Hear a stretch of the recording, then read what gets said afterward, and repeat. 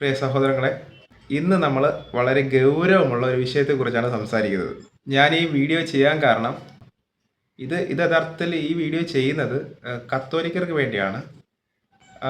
യേശു ക്രിസ്തു വീണ്ടും വരുമെന്ന് ബൈബിൾ വ്യക്തമായി പറയുന്നുണ്ട്. യേശു ക്രിസ്തു വീണ്ടും വരും.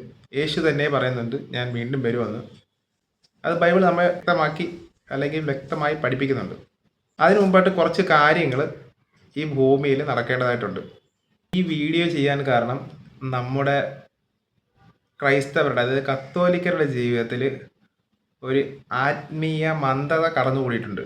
ആത്മീയ മന്ദത എന്ന് വെച്ച് കഴിഞ്ഞാൽ കോവിഡിന് മുമ്പ് കത്തോലിക്കരുടെ ജീവിതം എങ്ങനെയായിരുന്നു, അതിന് ശേഷം എങ്ങനെയായിരുന്നു, ആത്മീയതയ്ക്കൊക്കെ കുറച്ച് ടൈം സ്പെൻഡ് ചെയ്യുന്ന കാലഘട്ടമായിരുന്നു.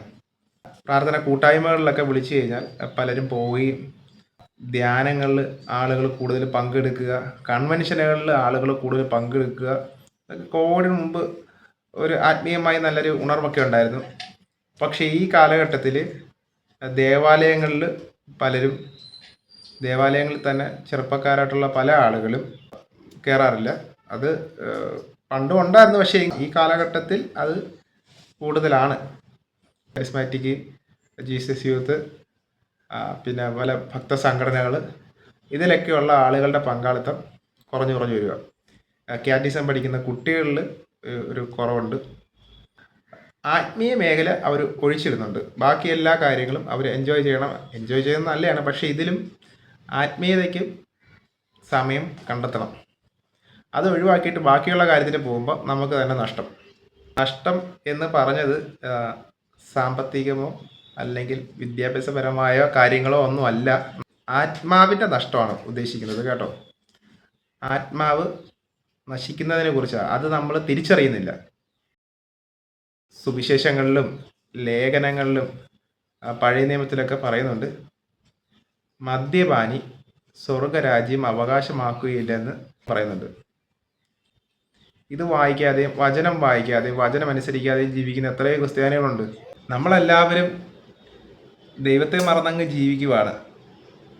ആരൊക്കെയോ നിർബന്ധിക്കുന്നു, അതിൻ്റെ പേരിൽ ഞായറാഴ്ച കുർബാനയ്ക്ക് എങ്ങനെയോ പങ്കെടുക്കുന്നു. അല്ലെങ്കിൽ പണ്ടെങ്ങോ പറഞ്ഞു കേട്ടിട്ടുള്ള അതനുസരിച്ച് ഞായറാഴ്ച കുർബാന മുടക്കരുതെന്നോ പൂർവീകർ പറഞ്ഞതനുസരിച്ച് പള്ളിയിൽ വരുന്നു, ഒരു കർമ്മം തീർത്ത് പോകുന്നു, അച്ഛൻ കുർബാന കൊടുക്കുന്നു, കുർബാന മേടിച്ച് ഭക്ഷിക്കുന്നു, തിരിച്ച് വീട്ടിൽ വരുന്നു. അവിടെ വെച്ച് കഴിഞ്ഞ് പള്ളിയിൽ കുർബാന എടുത്താൽ നമ്മുടെ വിശ്വാസം കഴിഞ്ഞു.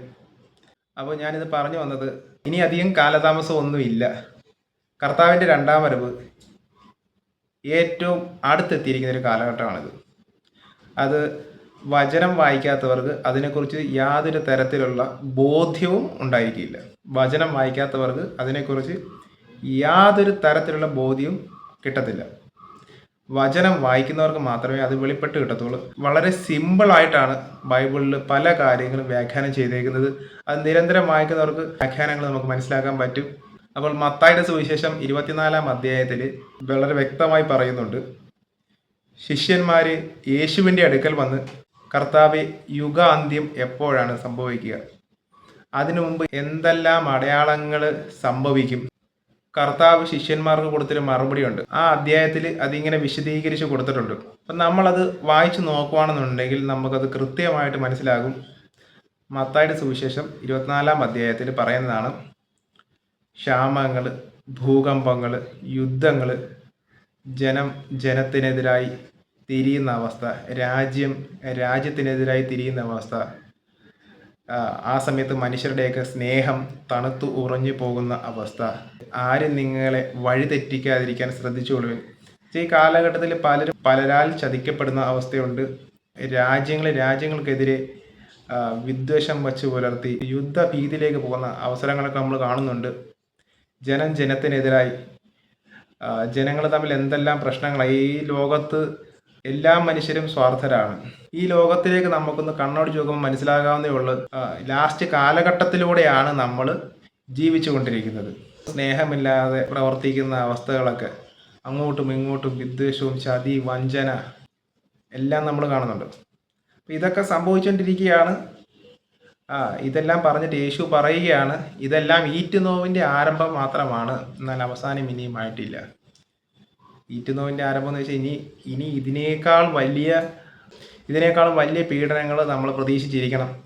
ആ സമയത്ത് നമുക്കുണ്ടായിരിക്കുന്ന ഈ സമ്പത്തും നമ്മുടെ സൗഭാഗ്യങ്ങളും ഒന്നും തന്നെ നമ്മളുടെ രക്ഷയ്ക്ക് വരുത്തില്ല. നമ്മളുടെ ക്രിസ്തുവിലുള്ള വിശ്വാസം മാത്രമേ നമ്മളെ രക്ഷിക്കാൻ പറ്റത്തുള്ളൂ. വിശ്വാസപൂർവ്വം പ്രാർത്ഥനാനിരതരായി ഓരോ ആത്മാക്കളുടെ രക്ഷയ്ക്ക് വേണ്ടി പ്രാർത്ഥിക്കുന്നവന് പരിശുദ്ധാത്മാവ് അവസാന കാലഘട്ടത്തിൽ വെളിപ്പെടുത്തി കൊടുക്കും പല കാര്യങ്ങളും. അവൻ്റെ സംരക്ഷണത്തിന് പരിശുദ്ധാത്മാവും കൂടെ കാണും. അല്ലാത്തവർക്ക് ഇതൊന്നും വിവേചിച്ചറിയാൻ പറ്റത്തില്ല, കാലഘട്ടത്തെ വിവേചിച്ചറിയാൻ പറ്റത്തില്ല. അതുകൊണ്ട് വചനം നിരന്തരം വായിക്കുക, തിന്മകളിൽ നിന്ന്, വ്യർത്ഥ സംഭാഷണങ്ങളിൽ നിന്ന് പിന്തിരിയുക, കൂദാശ ജീവിതം നയിക്കുക. അനുദിന ദിവ്യബലിയിലേക്ക് നിർത്തലാക്കപ്പെടാൻ പോകുന്ന കാലഘട്ടമാണ് ഇനി വരാൻ പോകുന്നത്. അപ്പം പറ്റുന്ന സമയത്ത് വിശ്വാസപൂർവ്വം കുർബാന സ്വീകരിക്കുക, ആഴ്ചയിൽ ഒരിക്കലെങ്കിലും കുമ്പസാരിക്കുക. ഇതിന് ഏറ്റവും ബെസ്റ്റ് എന്ന് പറഞ്ഞു കഴിഞ്ഞാൽ നമുക്ക് ഇത് കൃത്യമായി ചെയ്യാൻ വേണ്ടിയിട്ടുള്ള എളുപ്പ വഴി കൃപാസനത്തിൽ പോയി നമ്മൾ ഉടമ്പടിയെക്കുറിച്ചൊക്കെ കേട്ടിട്ടുണ്ട്. ഉടമ്പടി സ്വീകരിക്കുന്നവർ ഈ ഒരു കണ്ടീഷനിലാണ് ഉടമ്പടി സ്വീകരിക്കുന്നത്.